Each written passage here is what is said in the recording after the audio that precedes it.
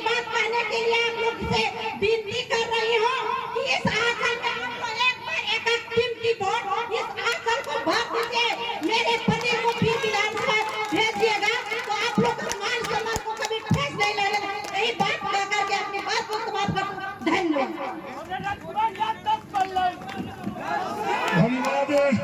कोमल नेता जी और इंकलाब जिंदाबाद।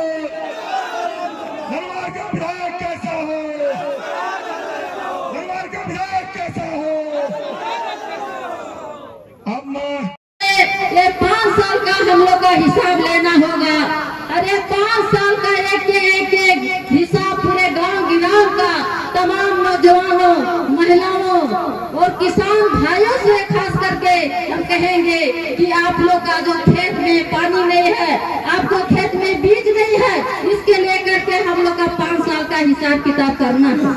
बाबूलाल जी जो कह रहे थे पिछले साल में वो चुनाव जीत के गए हैं, 5 साल हो रहा है और 5 साल के दौरान में वो जीत करके पूरे गरीब गुरबा के वोट के लेकर के चले गए और वो कह रहे थे कि हम आपको विकास करेंगे, लेकिन विकास तो दूर के ही बात, वो कह रहे थे कि हम तो मीनार से हम खुद के मरेंगे लेकिन भाजपा में नहीं जाएंगे। लेकिन साथियों आप लोग तो खुद देखे कि तू मीनार से कब कूदेंगे, लेकिन उसका पहले बाबूलाल के बीजेपी के गोद में खेलने लगे और मोदी जी के जा करके मोदी जी से हाथ मिला करके और उन्होंने प्रधानमंत्री के पूरा अपना सपना देख रहे हैं। साथियों वोटा तो बहुत है, हम 2 बात और कहना चाहते हैं कि अभी जो कुल मिला करके अभी हम लोग का पूरे गांव में अपना बूथ कमेटी मजबूत कीजिए और वहीं से हम लोग का कॉमरेड राजकुमार यादव को झंडा में 3 तारा को बटन दबा करके